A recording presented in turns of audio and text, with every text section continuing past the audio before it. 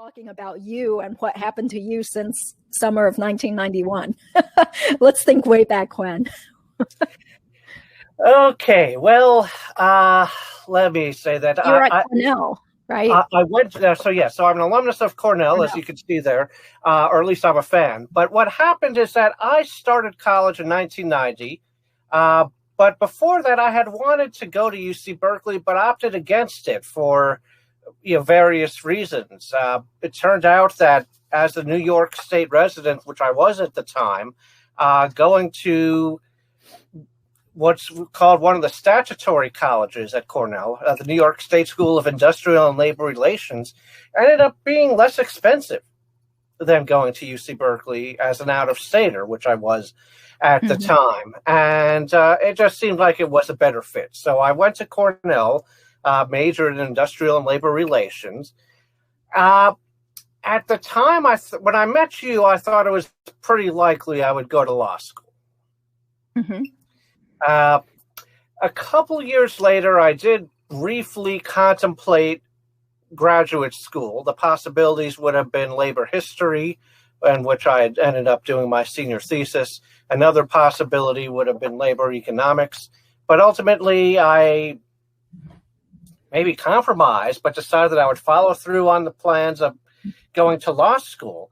But I was interested in entering academia, which may hit a little close to home for you. But I decided to basically apply to law schools with that goal in mind, even though it turns out a few years later, I no longer had that as a goal. One thing, though, is that I never really knew how things would turn out with respect to the application process. So it was really the summer of 1993, between my junior and senior years of college, that I planned to take the LSATs. So it was in those weeks before, like around the time I was finished up finals, where I began to take practice LSATs, go to the library, take maybe, start section by section, eventually do half a test at a time, and then sometimes occasionally did some full tests where I would just sit there. And I ended up, I guess, on the practices, scoring a lot better than I did either I had anticipated or how I had done relative to the to the SATs. So I ended up all of a sudden thinking, oh my goodness, I'll have more options than I had expected. So I ended up going to Harvard Law School in the mid-90s. I graduated in 1997. Okay. Can we slow down here because I know a lot of people who subscribe to my channel are also interested in going to law school. So what tips would you have towards people who are interested in getting into Harvard Law School in a nutshell? You have to have a high LSAT score, right? Very high. So I don't know how much more difficult it is to get in now. I know for college, it tends to be just at least an order of magnitude more difficult for, let's say, our kids than it was for us. And I'm not sure how that has filtered down to law school. But I could tell you that my grades were good. I had an A- average, but they weren't perfect. And perfection wasn't required. Likewise with the LSATs, I ended up doing a little bit worse when it came time for the real exam than I had done with the practices. But fortunately, it was enough. The most important thing I would say for people when they're applying is to just pick an academic life or a major in college that you are interested in. Because I think that there's some sense that you need to do X, Y, and Z in order to be a successful law student or law applicant.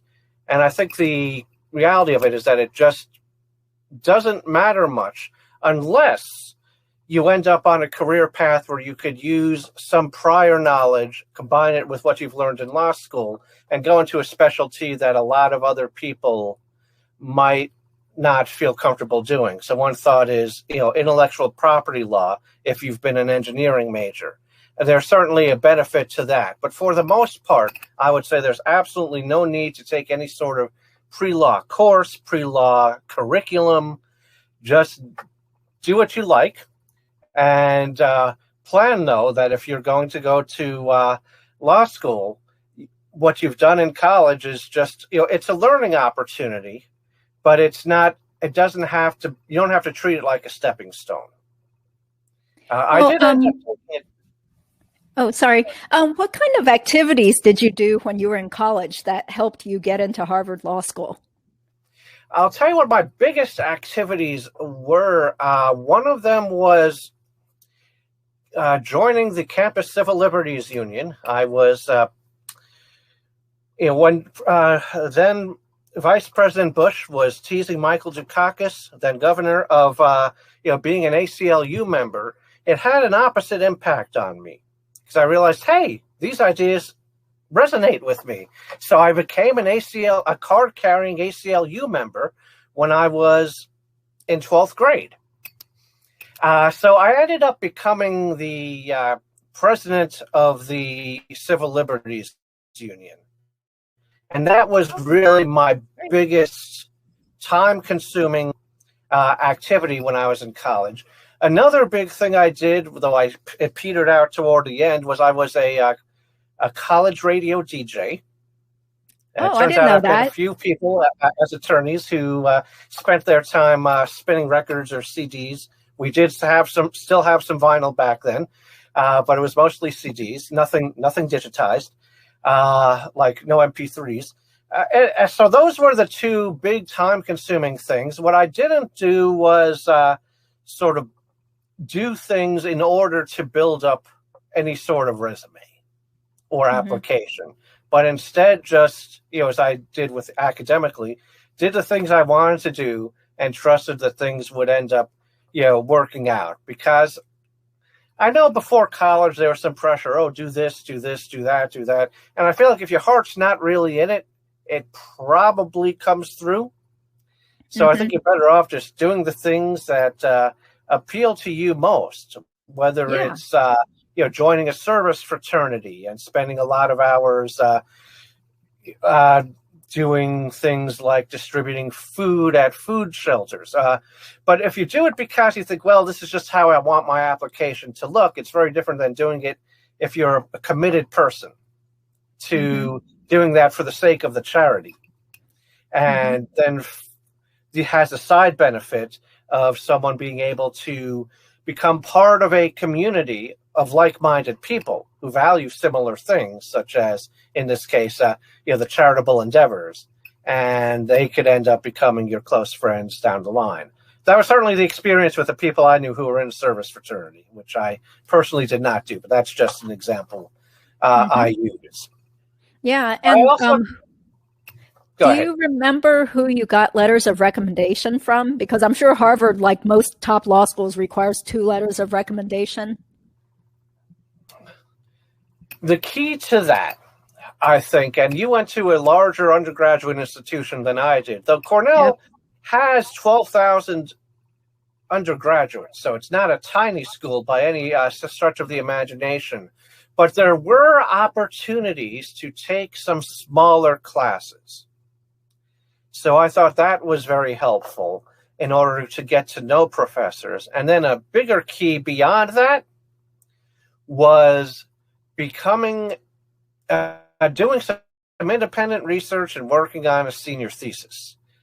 And somewhere in between, taking small classes like seminars that had between 12 and 18 people, seminars that were limited to 18 people. So if you could get yourself in situations where some of your classes are not the big 500-person introductory economics class, but as you get toward upper level, be in classes where the professor just can't help but know you because you're in a small class.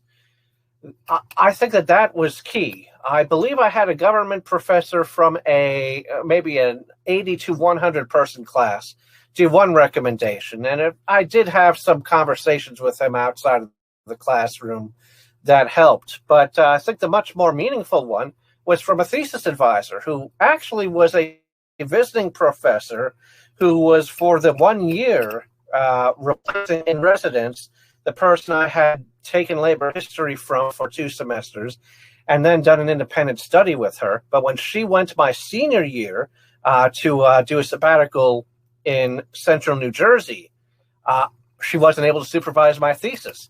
But I ended up working with somebody else, and we formed a close enough relationship that she was able to, to write about the work that I was doing. So that certainly makes a difference. One thing is that I started off feeling shy about, well, why would this professor who studied for X number of years, getting the doctorate and then writing all these books or articles, getting tenure, why would this person want to speak to me? I wasn't a very sophisticated 18-year-old if I wanted to talk about, 17th century labor history. I was just learning about it. But I think the bottom line is that the professors become professors because they want to teach and get to speak to young students who have less developed minds and attitudes to just help guide them along in their paths. So I think that it's important to take advantage of those opportunities when professors make themselves somewhat accessible.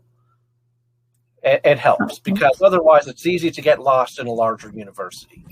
Yeah, definitely. Well, what about, okay, so you have all those hockey jerseys in the background. Did you play hockey at Cornell? Or are you just a big fan? I skated at Cornell. I did most of my hockey playing as an intramural player when I was in law school.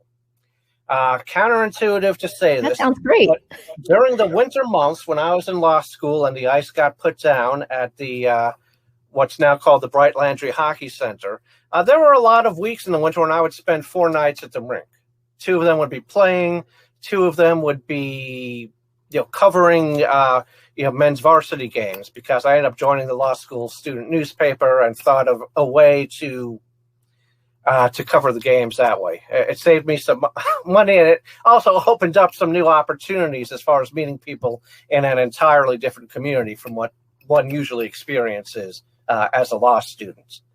So that was a definite hobby of mine. I continued to do civil liberties related stuff in law school as well.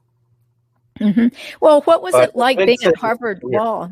Like, that sounds pretty tough to also be on the student newspaper and the civil liberties group. I mean, wasn't that kind of tough to juggle with trying to get A's or honors in law school? It required discipline, but I have a few things to say about that, and it not being nearly as intimidating as one would be led to believe.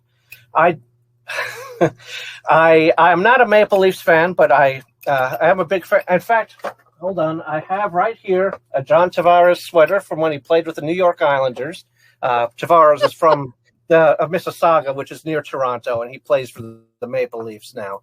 And unlike most Islander fans, I'm not bitter that he left, because I understand why he would want to play at home. Anyway, back to the law school thing. I had the expectation, just based on reputation, and it was going to be a very high-strung place full of people who were sort of one-dimensional and career-oriented, and an unpleasant place to spend 3 years. I went there, though, because at the time I was thinking I'd want to be an academic, so I thought it would be best to go to the best educational institution that I could.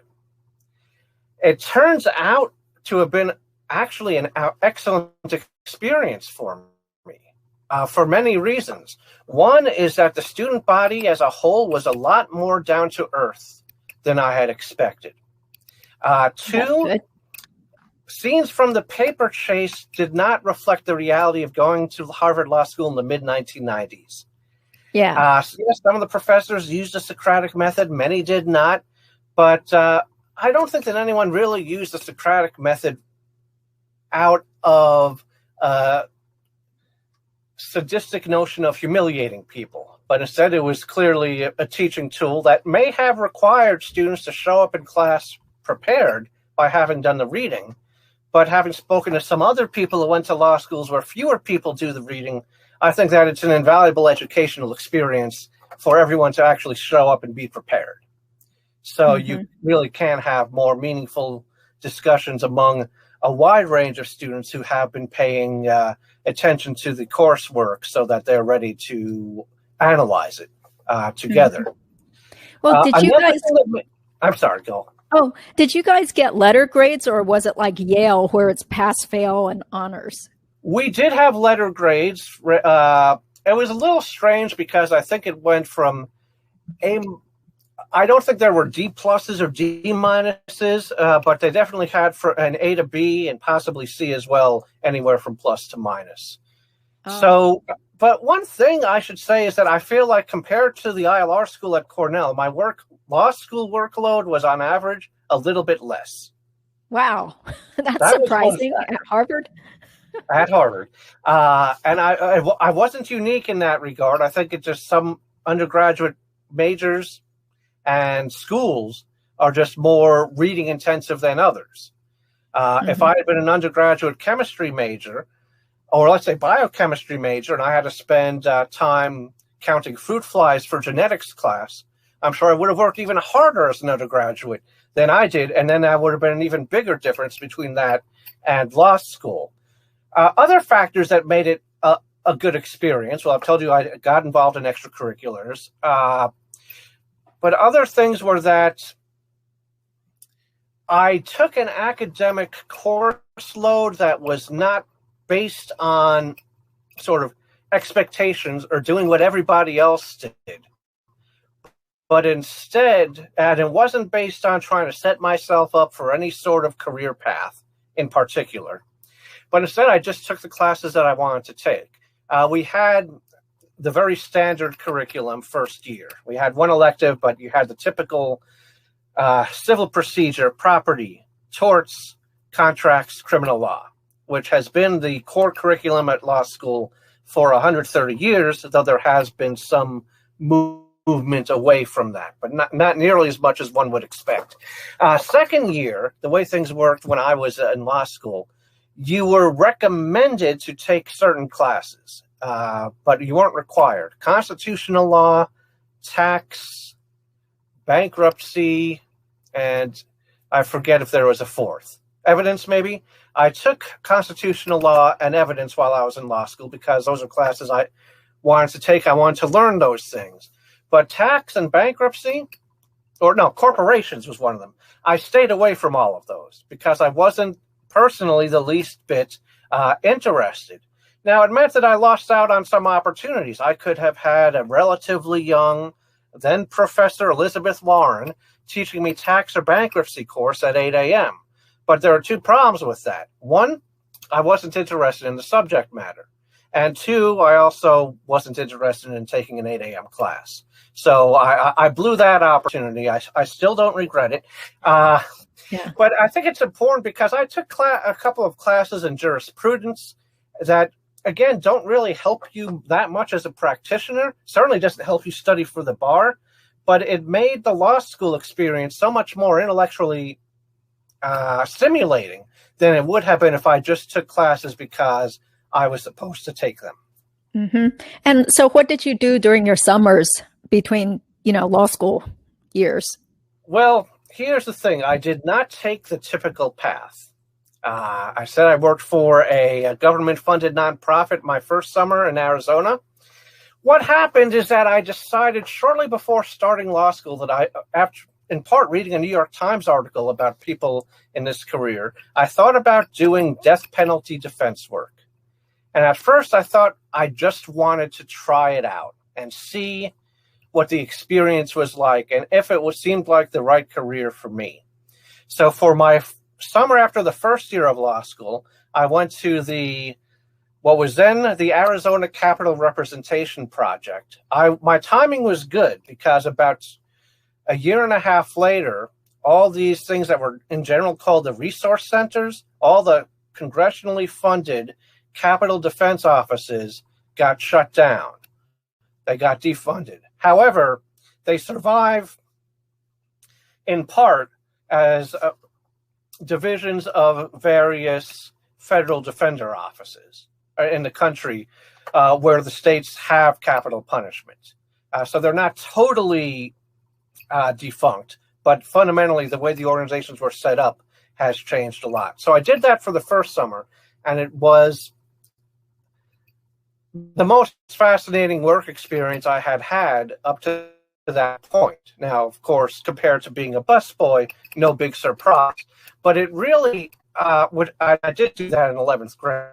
But it was something that experience I found both touching and intellectually stimulating.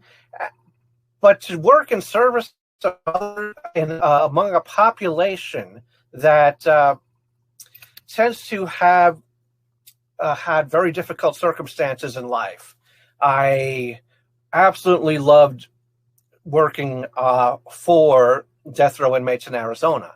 Now, the second summer, I would think that approximately 98% of my classmates took private sector jobs, usually large law firms, for their second summer. A big reason for that is the way the employment situation was set up. If you're a summer associate at a law firm, and the work you do is considered satisfactory, you'll get an offer to work after law school. And the jobs were very lucrative, and in the mid-'90s, they were in the process of becoming a lot more lucrative. Mm-hmm. And it's also a quicker path to paying off loans, at least the standard way, where the student takes out the debt and then pays it himself or herself. I ended up doing it the unusual way, which was relying on loan forgiveness programs. One secondary reason I chose Harvard was that its loan forgiveness program was very good. It was unusual in that it didn't require someone to actually do a specific type of public service work. It was just based on income. If you work full-time and you make below a certain threshold, your loans will get partly paid for. And it was a sliding scale depending on how much you make at your job. So I ended up graduating with over $90,000 of debt in principal, which then compounded to over $100,000 by the time I started repaying. But for the years when I was making modest salaries of, let's say, $50,000 or less, I did not repay the majority of the payments. There were times when I was only paying about $300 a month. Mm-hmm. And then as I made more, I had to pay more. And I did eventually earn my way out of the program, so I had to pay back everything. But what it meant was that doing public interest work was attainable. Yeah. It wasn't impossible.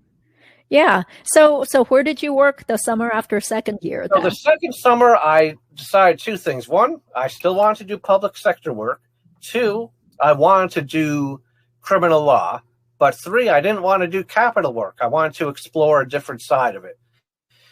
So I did what would be typical trial and pretrial work. I went to Philadelphia and worked at the Defender Association of Philadelphia. And we had different rotations there, so I would spend some time just going to the jails and interviewing clients. Other times I would stay in the office and interview the clients who were out on bail or on their own recognizance and would come in and talk to us about their cases. Other times I would either observe trials or work on various hearings for getting people bail and things like that. It was a good, wide-ranging experience, and I liked the work, but it also had much less of the moral meaning for me that doing capital work had the year before. So by the time I was done with that summer in Philadelphia, I knew that doing death penalty work was what I wanted for my future. And also based on a combination of interests and skill set, I thought post-conviction work would be the best fit for me. So great. I spent time as a law clerk for 3 years. Usually people do it for 2. I did it for 3. Yeah, that's a long time. Between law school and becoming an advocate. So I went to the New Jersey Supreme Court for 1 year. I worked for a senior judge in Wilkes-Barre, Pennsylvania for the second year. And before becoming an advocate, I went back to the New Jersey Supreme Court because it just made sense both professionally and personally. The person who became my wife wasn't ready to move to the West Coast yet, which is where I've ended up, and I'll explain that in a moment. And another thing is the job I had applied for was not working out yet. There was a long process. But ultimately, in the year 2000, I moved to the Bay Area, lived just about, 2 miles from your freshman dorm at Berkeley. I was on the Albany side of living on Solano Avenue and working in San Francisco for an office called the Office of the State Public Defender of California. And what we did was mostly capital appeals with some state habeas corpus cases that we weren't generally getting new ones, but we had a bunch of old ones to still work through. Now it's 2021, and I'm still working at the Office of the State Public Defender, doing pretty much exclusively capital appeals. So I am filing a non-capital brief later in about a week or so. But for the most part, we're doing capital cases nearly exclusively as we try to whittle down the backlog for people who had, in California, used to have to wait for 5 or 6 years just to get an appellate lawyer because there were too many cases and not enough attorneys. We're working that backlog down. And we also want to prepare for a world in which, if there is a death penalty repeal, our office survives and has work to do. So we are beginning to get involved in non-capital work too. Mm-hmm. But aren't you in the Sacramento office now? I moved being in the Sacramento office in 2007. The family here, we live now in Davis. So it's a university town that's about 15 miles from Sacramento as the crow flies, more like 20 miles if by highway. But it's fairly close. And I've been in that office for nearly 14 years. University Town is a great place to raise kids, and it has all worked out very well.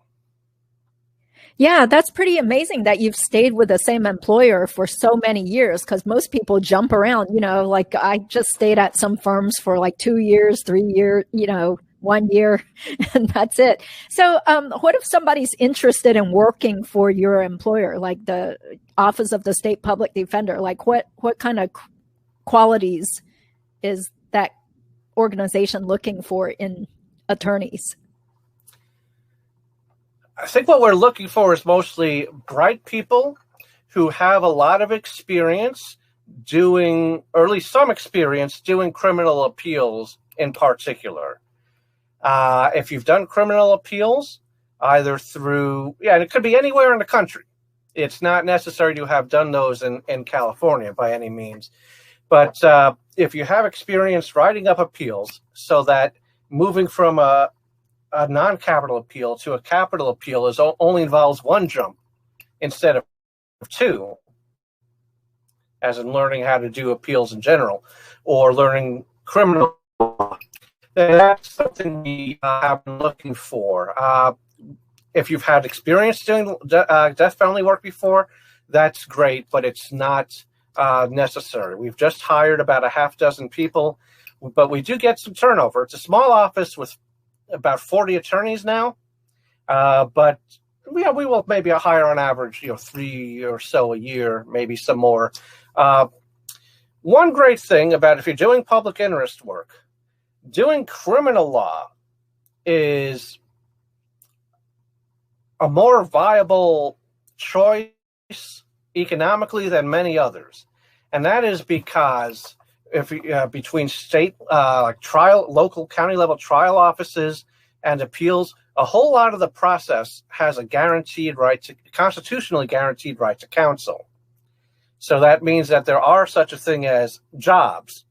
It may take a while for an opening to come through, but there are jobs in defending.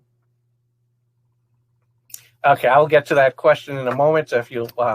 But there are jobs in defending people who are accused of committing crimes. Okay. Mm-hmm. Yeah, so there's always going to be work to be done, right? As long as people get convicted, right? Yeah. All they have to do is get arrested and charged, and someone has to do the defending. Yeah. Does your office hire people straight out of law school, or it sounds like they prefer people with experience already? It's rare for us to hire people straight out of law school, though we have just begun starting something called the Barry Health Fellowship, where we are hiring maybe 2 people straight out of law school, but there's no guarantee of continued employment after a 2-year period. And the idea is that these are people under, I guess, the California civil service system. Until you're a member of the bar, you actually can't get paid as a lawyer. Again, that's only a brief thing. It takes a few months. But it's a little tricky in that way. But we have this fellowship so people could at least start doing appeals and get involved in the process. And hopefully, if we like their work and there are openings a couple of years later, there will be an opportunity to do that. Okay. Do you want to take this question now from one of the Sure. viewers? Why do public defenders encourage young accused to plead guilty as an incentive to get out of jail? Well, that's kind of a loaded question, right? There are a couple of different variables that go into this, and this is something that I hardly see in my work now. These offers don't tend to happen in capital cases, but I certainly saw plenty of it when I did that summer in Philadelphia. And as an attorney doing defense work, there are a few considerations you need to take into account. One of them is the likelihood that someone's going to get convicted. 2 is the relative sentences people would get if they get convicted. And then a third situation, which has implications for whether we really are delivering a constitutionally adequate right to counsel, is how much preparation can the defense attorney have put into a case when deciding whether someone should plead guilty or not. Now, what often happens is that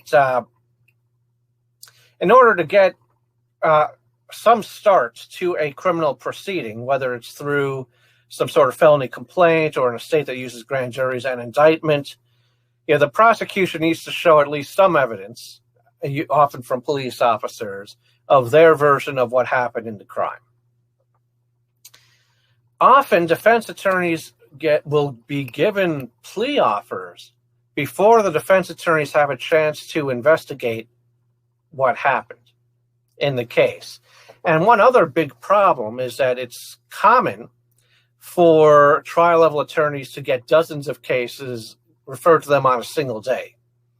So it could well be that it appears to be in the defendant's best interest to take a good plea deal, and that's where it would get recommended. However, incentives are dependent on how much preparation an attorney is able to put in, because very often people who, whether innocent or not, many people will appear guilty based on a police report. And first of all, that's how you need to show probable cause to move forward with a prosecution, which means essentially that there's enough evidence to believe that the defendant committed a crime. But if you're able to uncover the stones behind any certain case, it could well be that the 3 eyewitnesses that supposedly saw a defendant commit something, maybe 2 of them had bad vision. Maybe a third wasn't even there. Maybe there is an informant who tells what seems to be a compelling story of a defendant's guilt, but actually had reason to make it up. So the more that someone is able to investigate something, you could begin to see what the flaws would be in a prosecution's case. However, it may well be that the best plea offers are given at the beginning before anyone really invests time into preparing for a trial. And it would be why often, somebody very early on in the process hears from an attorney, hey, they're willing to give you this. And if this involves, let's say, time served or probation, it could seem like a good outcome from a holistic perspective for a lawyer looking at where the accused stands. On the other hand, for a person who's accused, he might very well be willing to take the risks of a longer sentence in order to have an actual trial. and to have the opportunity to make the prosecution prove your guilt, particularly if your attorneys and the defense team is able to take the time, the effort, the expenditures into doing a full-fledged investigation, because often things look one way when at first glance, but are a lot more complicated after delving into a case. Okay, so do you agree with the statement that young offenders should avoid speaking to the police after getting arrested? I mean, you have the right to remain silent, right? As a blanket piece of advice, yes. I think that when the Miranda warnings say anything you say can be used against you in court, that part is very true. But here's what happens with interrogations. There's a psychological approach that interrogators take when speaking to people accused of crimes. And essentially, what the interrogators try to do is, even though they know that they want the accused to speak, because they know that this is a way of getting evidence, and they know that therefore, from the accused's perspective, you're better off providing no additional evidence. However, they try to convince people accused of crimes that it is in their best interest to say things. There are constitutionally imposed limits on what could be done, so you can't make an explicit promise such as, if you say that you were there, you will not get more than 5 years in prison, or something like that. But what they can generally do is say things like, it'll be a lot better for you if you do X, Y, and Z. And the police officers who do this well speak with a lot of clarity and confidence. So I think it's very easy particularly when you're in a situation when you're scared and vulnerable, to think that this police officer who is pretending to be an advocate of yours is being sincere, even though there's virtually nothing somebody could say to the police that would actually make them better off in their criminal cases. Because if you tell a story that supposedly exonerates yourself, and there are inconsistencies found, or if you're just appearing evasive, that could be used against you. So you don't have to actually confess in order to give incriminating evidence to the police by talking. So I think I think anybody's much better off exercising both their right to silence and, with even greater constitutional protections, the right to counsel, and saying, I won't speak, and I will not speak without a lawyer. So if you do that, you're never going to be worse off in any case I've seen. I've just never seen anybody successfully exonerate themselves by speaking to police without attorneys present. I totally agree. Yeah, police officers are not your friend. Yeah, I mean, it depends on which side of things you are in. Because if you're the person who's been, who's had your home broken into, it'd be good to be able to report it to the police and hopefully get it, help you get the crime solved. But if you're in the situation where the police believe you committed a crime, or even if they believe that you might have, but you'll have information that will help them solve committing a crime, and there may be some basis to hold you possibly responsible, then the police are not going to help you. Mm-hmm. Okay. Well, getting back to what you said about getting your student loans forgiven, like, how long did it take you to finally resolve your student loan situation from law school?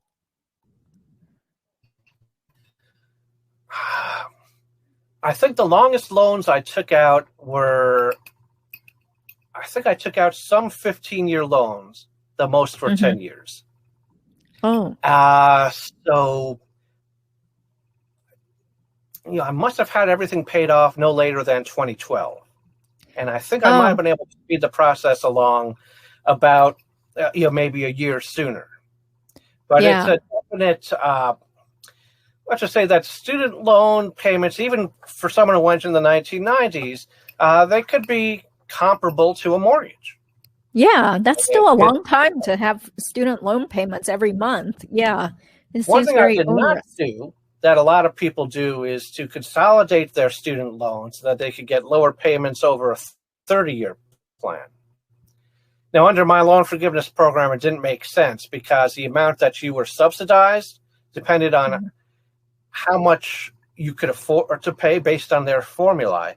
Not so the higher the potential payment, the better off you were. Because if you had to pay, let's say, $1,200 a month, but under the formula you were believed to be able to afford $750, then the difference, the $450, would be paid by the law school.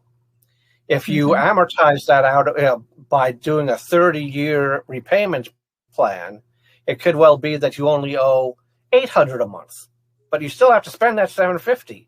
So that means that you're getting only $50 in loan forgiveness from the law school.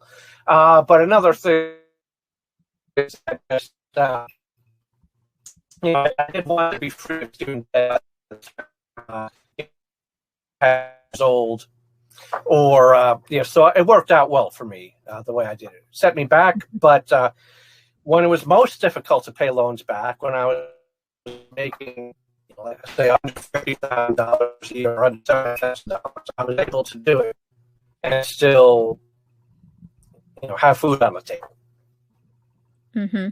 Yeah, it's definitely tough, but Harvard is definitely a law school where it is worth it, right, to take out student loans. I mean, did you even know of anybody that graduated with you from Harvard Law School who had a hard time finding a job? No, this is something I meant to speak about law school experience. It turns out that a recession was ending shortly before I started.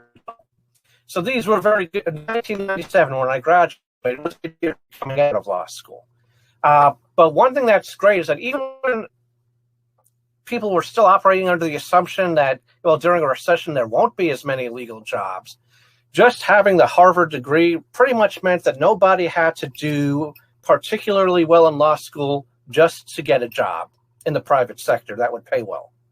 It was pretty much like it is for many people in medical school, that once you're in, you're pretty much guaranteed employment. And that takes off a lot of the pressure. Now, places where I did see pressure or feel pressure would be things like applying for judicial clerkships, particularly if you wanted one of the plum ones, especially if you hope to get something at the U.S. Supreme Court, where only 37 or so people per year in the entire country get those positions. So there you have to be, top of the class on the law review, but to just be employed in a steady, secure job, it means that even if you get straight B minuses and C pluses or whatever, you're still going to be fine. And it really meant that the stress level was lower than I would have expected.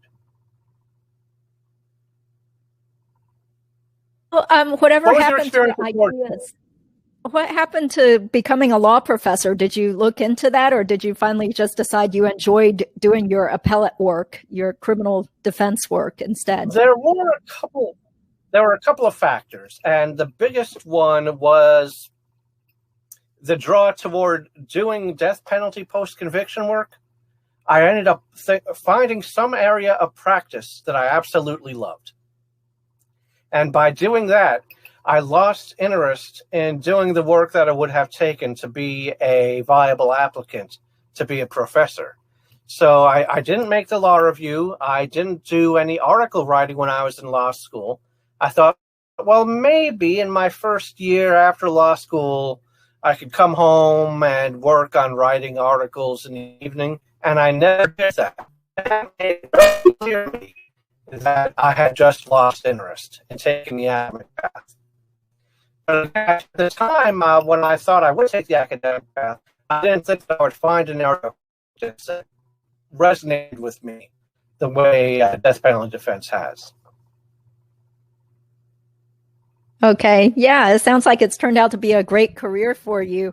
Let's see. Well, somebody else. Oh, yeah. The same commenter said that high-end lawyers in Toronto have pleaded with him or her to never pursue a career in law. Well, I mean, how do you feel about the legal profession in general? And is this something that you would want your kids to get into?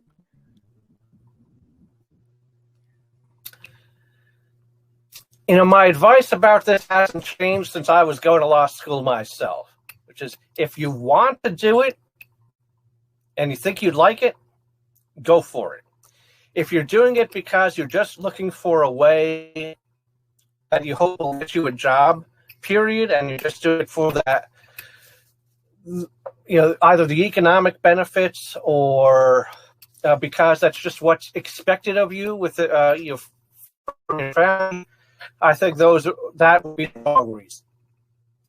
I think the most important thing to do is do what you like most. And if you find a career that you like, specialty, or you think that you would just find it intellectually stimulating, then great, go for it. But otherwise, if you're, one of my college roommates just became a lawyer because he couldn't really think of anything better to do. And he's done well at it. He became a partner at a prestigious New York law firm, but he still comes home unsatisfied and unhappy. You know, all right, great that it pays the bills, but there are a tremendous number of unhappy attorneys out there. So I think that if you find an area that you like, you can be a happy attorney, even if it doesn't pay as much. And that's how it worked out for me and from the people that I have worked with over the years. Yeah, definitely. I've also found that, you know, for some people, it's miserable if they can't even find well-paying jobs after they graduate because, you know, most people don't get to go to such great law schools like you do. You know, most people did not get into Harvard or Yale or Stanford. And it's just kind of like totally cutthroat in the job market for people that went to, you know, average to below average law schools. You know, even when I went to Georgetown, I found it very difficult to find well-paying jobs, especially when I moved to North Carolina. So, you know, there are definitely plenty of times when I regretted going to law school, but, you know, the saving grace was that I didn't have any law school debt. You know, otherwise it would have been a lot tougher, you know, to just feel kind of overworked and stressed out and being paid low wages or relatively low wages, I suppose. Yeah. So, oh, okay. Yeah. Sometimes some of your sound was a little garbled. I think the connection isn't like the best or anything like that. Yeah. But, we have far exceeded 1 hour though, but, you know, I think you gave a lot of really good information. So many people are hoping to get into Harvard Law School and, you know, think that that's the brass ring and they really want to go there and hear what it's going to be like and everything. Oh, I did forget to ask you, like, are you still active with any alumni things or do you stay in touch with your law school or law school classmates? I'll say not in any serious formal way. So I'm in touch with friends that I had and, you know, pre-pandemic would see some of them on occasion.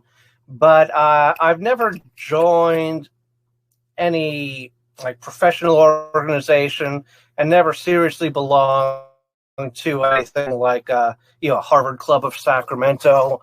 One thing is that I haven't looked for work since I started this job. So as far as doing things for the purpose of networking, that just wasn't something I was interested in. And you know, for the most part, it just, you know, the big professional organizations were just not something that that appealed to me. Yeah, especially if you're out near Davis or Sacramento or something. I'm sure a lot of the events are closer to San Francisco. So yeah, the law school stuff usually is San Francisco, but I haven't done one of those events in probably 15 years. Yeah, that's nice that, you know, you've carved your own niche and you've gotten really, really good at your kind of area of law. Have you argued a lot of cases before the Supreme Court or the California Supreme Court?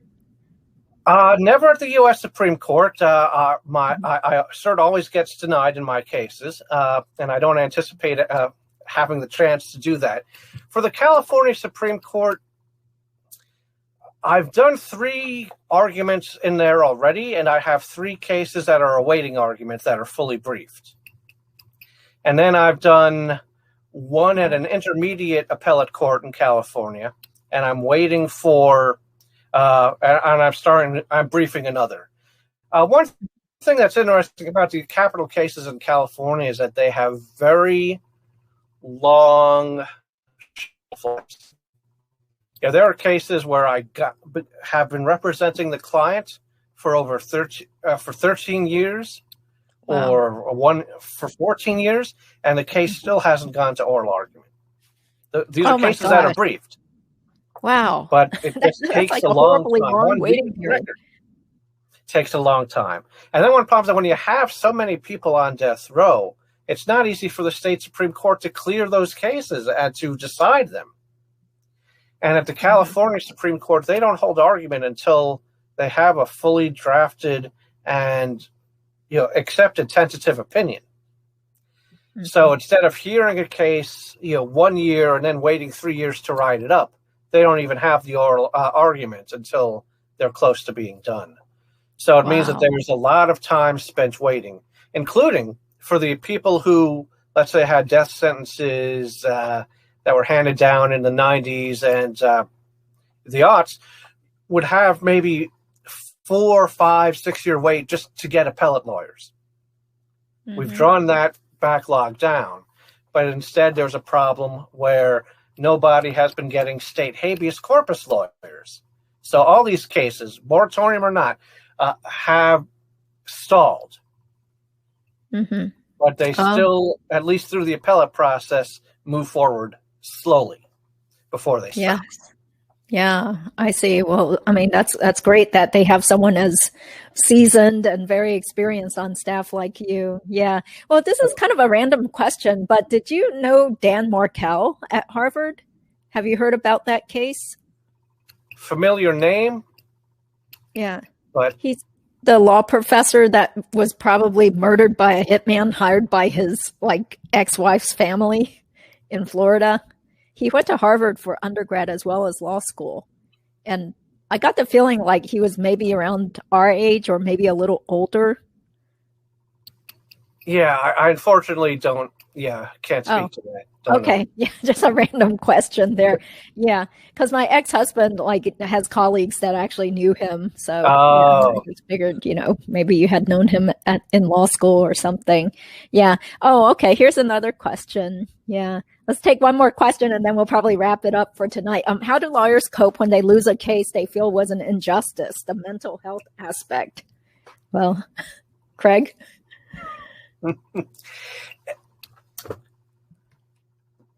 It's difficult. I guess about, sort of the stereotype of the alcoholic lawyer. I haven't seen a whole lot of that in particular, but it could get discouraging because most of the time, particularly, with these death penalty appeals, we lose a lot more often than we win. In fact, for me, that's all I've done is come up short. And the thing is that for some of these cases, I'm not, I've lost cases where I'm not even confident my client was the perpetrator. On the other hand, there's a big difference between having uncertainty over it and being able to affirmatively prove innocence, which is what you essentially need to do if you're trying to take someone who's been convicted and have the conviction overturned on the basis of innocence as opposed to on the basis of some error that could have affected the jury's judgment. So I think accepting that we're often going to lose cases, particularly cases where you feel like you should win, it's one of the major adjustments that we need to make as attorneys, particularly in the criminal appeals situation where most of these cases are losses. So it can be very discouraging. And then the ways to cope that are healthy. And that is to recognize that you might lose a case at one stage, but that doesn't necessarily mean that the work has been wasted. And here's an example. Things are changing some, but it used to be that a lot of cases would win at federal habeas corpus. And in order to have a successful federal habeas corpus claim, an issue had to be raised in state court, either on appeal or in a habeas corpus petition.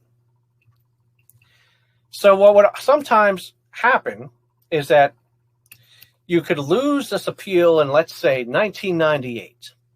Now, let me go back even farther. 1993. Then it goes to federal court.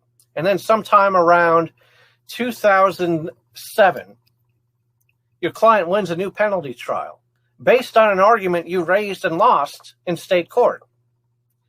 That's fairly common. So then there is this sense that you're just trying to set the table for other people if you can't succeed yourself.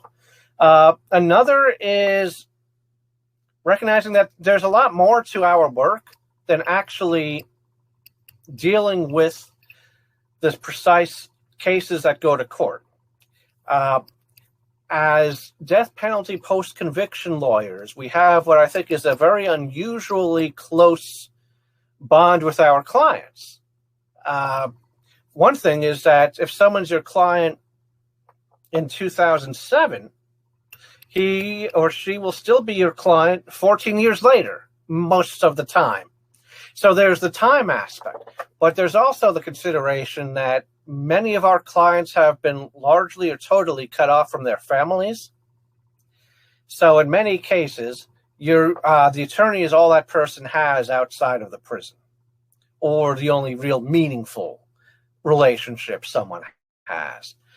So it turns out that I feel like a lot of our work has a social work aspect to it, where, for one of my cases, I will think that just keeping my client sort of engaged and not despondent, no matter what happens to his case in court, it's a victory just for him to just keep on going through his day-to-day life. I mean, it depends on what the underlying mental health issues are for the clients, but it's just not a typical legal relationship with a client where all you really know about is the case itself, because you really are trying to sort of steer the client through what you would imagine is a difficult day-to-day circumstance of being on death row. And I agree with that about family law too. I just haven't done it myself. Yeah, I have done a lot of family law, and definitely sometimes I feel like a therapist, rather than a lawyer. Yeah, but I mean, how often have you had to actually go to the prison to meet with the clients, or is that what somebody else in your office does? Ideally, we'll see clients several times a year. Mm-hmm. It depends. The person I'm in closest contact with actually refuses legal visits because he doesn't want to get strip searched just to see an attorney. So instead, we talk on the phone a couple of hours a week.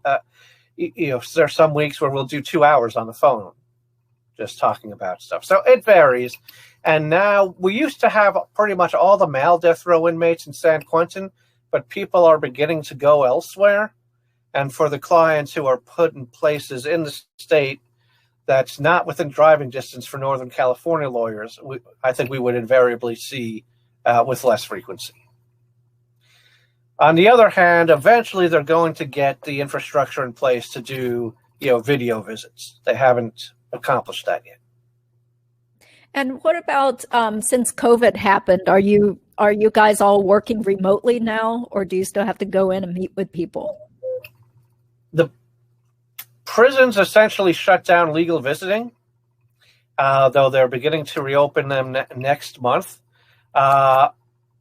Everyone in my office who wants to work remotely has worked remotely basically since the middle of March last year.